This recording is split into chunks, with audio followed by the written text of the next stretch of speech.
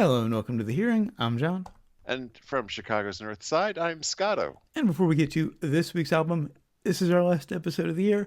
So, of course, we have our top 10 lists and top 15 in your case. Yes. So, let's just start with your 15 through 11 and I'll jump in at 10. Of the albums we reviewed within 2024, of course. Number 15, I got Boy Genius, the record. Number 14, MC5, Kick Out the Motherfucking Jams. 13, Beth Rohr's Fable. Number 12, Willow and Pathogen. And number 11, Black Polish, Forest. Quite a few of my top 10 are in there. What's your 10? Cool. Oh, 10, Hedlu Cantrif. Also my number 10. Oh, nice. Number 9, And it's Hethley, by the way. Hedley? Hethley. Hethley. It's the Welsh pronunciation. What's your 9 again? I'm never going to learn Welsh. Mhm. I mean, I wish if I had the ability to learn like languages at the drop of a hat, Welsh would be one Yeah. where I could see who the fuck needs vowels, give me all the consonants. I'm going for it. But yeah, What's I'm your never 9? going to get it. Number 9 is Slash, Orgy of the Damned. My number 9 is Death Cult Electric, Had to Spent at Strangers. It's an EP, but it was good enough to include on the list. Number 8, Elvis Costello, This Year's Model. My number 8 is Boy Genius, the record. Number 7, Nirvana, Nevermind. My number 7, Beth Rohr's Fable. Number 6, and this was one of them that I like forgot about and did my whole like re-listening thing and just was like, holy shit, how did I forget about this? Paul Penna, self-titled. Paul Penna, self-titled, also my number 6. Oh, really? Okay. We're aligning on quite a few more than usual this year. My top 5 was just like so easy. In fact, in the past, I believe I've just been like, do I really need to work out a top 10 to avoid the days of work that I put into it? But this year we did it. But normally I would just do the like, can I just do the top 5? Number 5, Rory Gallagher, The Deuce. My number 5, Black Polish, Forest, Monsters Live in the Trees. Number 4, an album I loved way back in the day, and then just reviewing it, I listened to it a whole lot this year. Daft Punk, Homework. My number 4, Rory Gallagher, Deuce. Number 3, a new one, and one of my top albums of the year in my Spotify wrap, The Last Dinner Party, Prelude to Ecstasy. My number 3, Slash, Rory G. the Damned. These 3 were easy for me. Number 2, it's some people are going to call blasphemy for not making it number 1, but the Beatles, Abbey Road. My number 2, Willow and Pathogen. And number 1, Peter Gabriel, Melt. And my number 1, surprising nobody, The Last Dinner Party, Prelude to Ecstasy. That album is easily my favorite of the year. Oh, so they'll call you out for just not having the Beatles in your top 10 at all. I am so proud that like only 2 of mine were not released in the last few years. Kind of by design. Yeah, like the newer stuff. Yeah, I was trying not to, sway it, like to make sure I ticked boxes or anything. I was just like, what is the better album, It wasn't really a deliberate attempt to sway. By design was a bit facetious, but I was really just hoping that I get to stick to new music because that's been my tirade so recently is, fuck the past. Yeah, but if somebody did a great album and it was done so decades ago, it's still a great album. Oh yeah, I and mean, that's especially why if it holds up. That's why Deuce and Paul Pena's album are on there. They're both masterpieces, but I respect the Beatles, but I've never been a big fan. I mean, things they did on Abbey Road were just like... They broke ground. They were incredibly influential. Of course, they're a very, very, very important band. It started a lot, I just don't... They're not in my heavy rotation. I'm not a big fan of their music as a listener.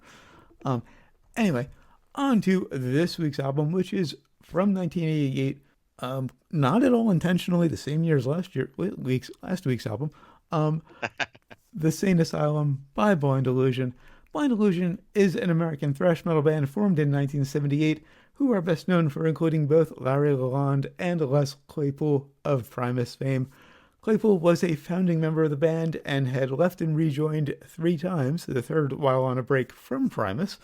Lalonde joined after leaving the death metal band Possessed, before joining Primus, just in time to record the Sane Asylum, which is the band's debut studio album. It was released on June 6, 1988, on Combat Records, produced by Mark Biederman and an uncredited Kirk Hammett, and features Mark Biederman on vocals, guitar, and bass on The Sane Asylum and Metamorphosis of a Monster, Larry Lalonde on guitars, Les Claypool on bass, Mike Miner on drums, and with additional musicians, Cristiano Lorenzo, Elisabetta Lorenzo, Francesca Lorenzo, Marissa Lorenzo, Michael Lorenzo, and Jeff Wing backing vocals on Metamorphosis of a Monster.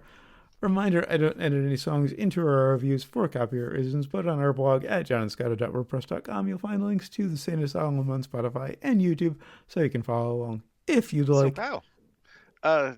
Claypool was in the band from an early on. I was just under the impression he was here just for this, but... No, he was a founding member. He went to high school with Biederman.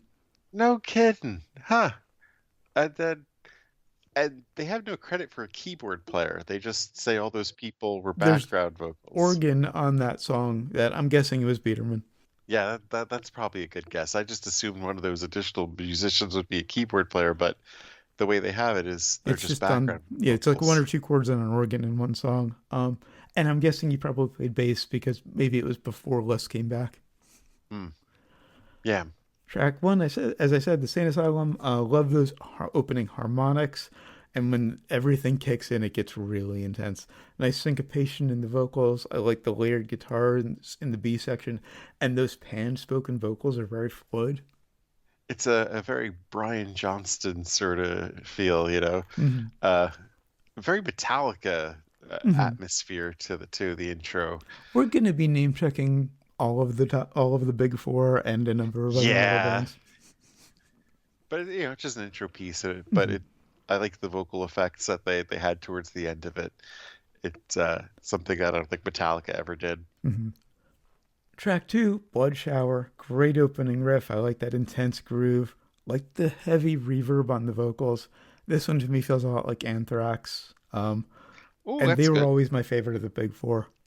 I was thinking some Ride the Lightning. I think He Really Flies keeps close to Metallica, which I guess when you got Hammett right there in the studio, it was easy to do. Like those gang vocals on You, Me, Them, Kill. Great riff coming in before the second verse. Lalonde's solo is expectedly atonal. The man does not understand a key center, and that is his genius. Great outro riff, and I love just that chaos at the end. I mean, it's a good, solid thrash song. I was a little disappointed that I was getting less bass really here. I mean, he plays on it. He makes up for it later. Yeah, I know.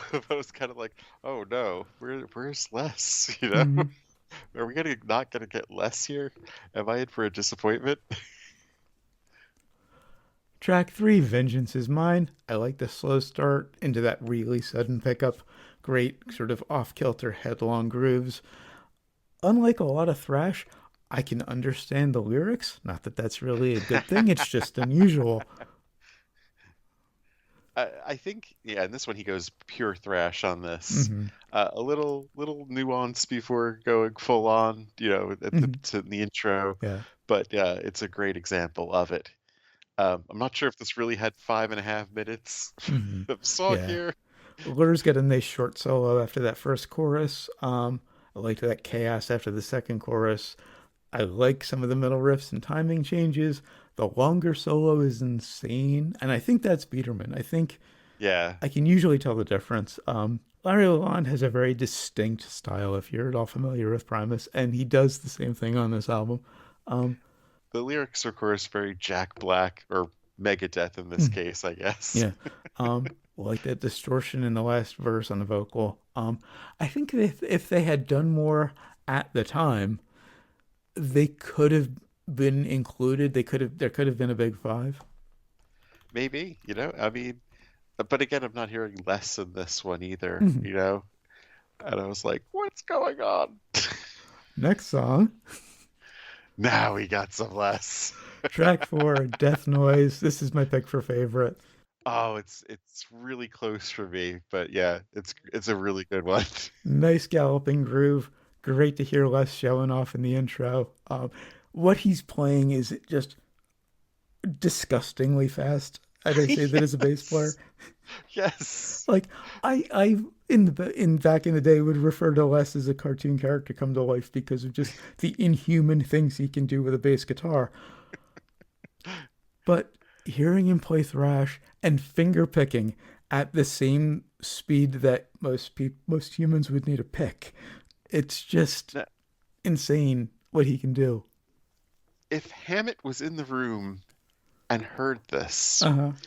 and Metallica needed a bass player, When did Cliff pass away?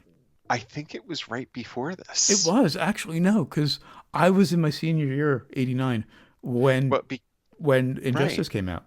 right. And So it had to be. he only had like a That might have track been or how he two. got the audition, because there's that infamous story of Les auditioning for Metallica and them just saying, "No, you're too good." Well, and he also kind of freaked them out because he was like, "Let's play some Isley Brothers Right, songs," right. which, I mean, but This is how do you probably how he not? got the audition. Why do you not just go with it? You know, like Yeah. they needed that lifeblood in them. You know, they needed that gonzo creative energy. And this is why I say there could have been a big five, because what Les and Lur bring to them and what they ultimately brought to Primus is this just insane technical ability Yeah. and just this, I want to say, sense of humor in a musical sense. Yes. This whimsy. I think whimsy is Right. a better word for it, for A- how they play. And in And you really get Thrash, it in that is Primus. just, well, I mean, Primus is known for that's all over with Primus. That's Yeah. everything in Primus. But in a Thrash setting, that kind of whimsy is just what would set them apart and make them far better than the rest. I Um, mean, I feel in this he was kind of, they were kind of pushed to the background too much. yeah. You Um, know? love that drum fill as it's ramping up, some nice sound effects. Love the groove it settles into. I love the sort of Middle Eastern melody and the interesting harmonies in the guitars in the I verse. I love the crazy distortions in the intro. The Yeah, intro alone, it's like a 4 minute thing. yeah, yeah. If this was just a 4 minute intro, it might have been my pick for strongest of the whole thing, actually. I mean, It's just bananas. it's 7 minutes overall. The vocals don't kick in till more than halfway through. Um, Yeah, 4 minutes in. there's some sound effects that really evoke torture. Given that Death Noise is the title, it makes sense.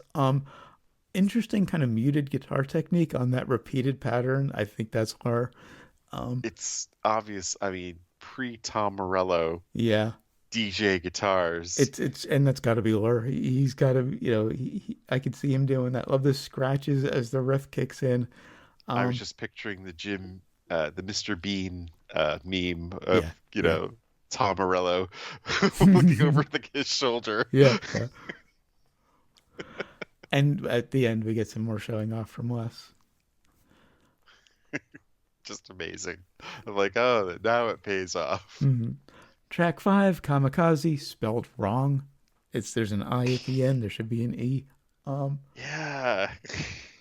nice off kilter groove again in the intro. Love how the guitars are layered. Like the vocal melody, which is not something I ever expected to say about a thrash album, other than maybe Anthrax. Because Joey can sing, nobody else in thrash can really sing. Um, I think he was going for a Rush thing, you yeah, hear him saying like society. yeah, yeah. Um, of course, Rush were a big influence on these guys as well. Yeah. And Les has said like Getty is his number one influence. I like the breakdown until I caught the Rising Sun line. I didn't realize he was literally going about kamikazes. Hmm. I tried to ignore a lot of the lyrics. Oh, you're much better off doing that without any doubt. We get into this galloping thing in the middle, and Les really reminds me of Steve Harris from Maiden. Steve Harris. Oh, right. Uh, Yeah, yeah. I love how he backs up the guitars with bass chords. That in a thrash context just adds so much weight. Yeah, it just boggles the mind that Hammett would just hear this and just be like, nah. I mean, I nothing think it was against Newstead. yeah, I think it was just a you're too good because all due respect to Cliff, he was amazing, but less is inhuman. Right.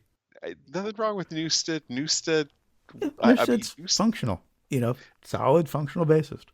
if anything, Newstead got pushed to the back too Yeah. much, Oh, and yeah. and if they had brought him more in, that Black Album would not have been nearly as bad Mhm. as it was. Oh, did I say that And out loud? and I say solid functional bassist. I have a great respect for solid functional bassists. You know, Yeah. Cliff Williams from AC/DC is one of my all-time favorites because the way he can groove while playing as few notes as he could possibly get away with is amazing. So, Newstead, I respect his subtlety and his sense of timing, but I just don't think they wanted to be upstaged by the bass player anymore. Yeah. So they didn't. That's why they didn't go with Les. Back to Kamikaze of that soft but fast part in the middle, and then that trippy kind of panning on the guitars. Yeah. I do hear a lot of Floyd, like old Floyd, Hmm. on Okay, this, on I the can see softer some of parts. that. They kind of do sound effects like it's still 73 in Yeah, this album. they bring in some psychedelic influences, which are an interesting touch Yeah. in thrash. Track 6, Smash the Crystal. I love how loud that bass is in the intro or in the opening. Great intense groove. We get some more of Les showing off before the verse. Yeah. I don't love that panned moving vocal, but I always complain about that sort of thing. Um, he starts on the And, left and then moves to the right. and very dramatic delivery, smash. Hmm. Uh, I always think of Dio and the Evil Woman. Yeah, yeah. And yeah, the Except sound Dio is effects. one of the greatest vocalists who's ever lived, so he gets away with it. That's true. Biederman, not so much. You gotta have the goods to pull that off. Yeah. Um, Great unhinged first half of the solo that has to be Lalonde. Um, Love that bass and drum break between the solos, just obscenely fast. Great chaotic ending. The sound effect was a bit on the nose. Yeah, Get it? He smashed it. yeah, yeah. Um, Track 7, Vicious Visions, or Vision, singular. I saw a live version of this one. It sounds just like the record. Um, Really? the opening riff reminds me of Primus, Hmm. like some of their heavier stuff. Love Les playing chords on this one. Massive riff just before the vocals come in. I like that it gets quiet there though. Um, I think it's his best vocal on the album. It's I don't know if I really picked. I I didn't mean, pay enough that's attention to his vocals. not much of a statement, but I do think Yeah, so. Also like the distorted vocal in the second verse. I Um, thought the soft parts of the song were pushing it, but luckily they didn't last long. And of course, he's actually putting together a well-structured song here that mm. they actually deliver 6 minutes worth here. And the live clip was fascinating because Les is just being Les. Oh yeah. Scrawny, shirtless, the weird shaped bass that he always played, the Carl Thompson, and that insane right hand technique of where he's strumming and tapping, or I think he was tapping, but strumming and slap hopping at the same time, and just kind of moving in circles and just being goofy Les with The this heavy thrash band. the heavy parts I feel are very Metallica, Seek and Hmm. Yeah. Destroy. I think that's early Metallica. I'm trying to remember if that's Kill 'Em All or if it's Master of Puppets. And I think the only two we haven't name checked are Megadeth, which I think are better left alone. I did. Oh, you did check name. You did okay. You name checked Megadeth. And Slayer. Honestly, I've never liked Slayer, so I'm not familiar enough with Oh, them to name check them. yeah, Slayer. Yeah, this wasn't Slayer scene. Mm. Slayer is just, you know, uh, fist to the yeah, jaw. just never resonated with me. And finally, track 8, Metamorphosis of a Monster. Loved the opening riff. How it was heavy and soft at the same time. Um, Great soft part. Love the bits of distorted vocal we get. Like the timing change back to the slower part into the chorus. I love the layering of takes in the guitar solo. How you could kind of tell it fades from one take to another one. Huh. Nice That I did psychedelic not pick effect up. there. Um, This is my pick for strongest. I mm, mean, they have the prog metal or prog thrash label, and this is the one that yeah, really delivers on it for me. Right. It is just so out there and wild with the sections of it. Love those tortured screams in the last chorus. That's, the Lorenzo family and Jeff Wing. Love that long list of background vocalists. Um, this is the one that has keys on it. I'm thinking it's probably Biederman. Um, Nice sudden change into that last section. The vocals in that last bit sound very Morrison when he goes low. Yeah, oh yes. It's and it almost feels like it's not even with the rest of the song, but it is. Mm-hmm. It's very much like the end of the Soft Parade, you know. I think he's Yeah. really going for the doors there, Uh, without a doubt. I, I I mean, can only imagine what this would have been like if Les played on it, but it's still my pick for yeah. strongest, which if you told me that we were going to do an album with Les and I was going to pick a song that Les didn't play on as the strongest, I Yeah. would have said you were crazy. But here we are. And just one more note, that spoken part of the end is just so fucking cheesy. It was the 1980s, though. Yeah. So do you recommend it? If thrash is your thing, you gotta definitely hear this. I mean, you're gonna hear stuff from other, but I mean, Mm-hmm. they do enough. I recommend it too, if only to hear Les play thrash, which is just mind Yes. blowing, especially if you play bass and have any clue what he's doing. And that's it for the Soul Asylum. Until next year, always remember, never forget, wherever you go in life, there There you you are. are.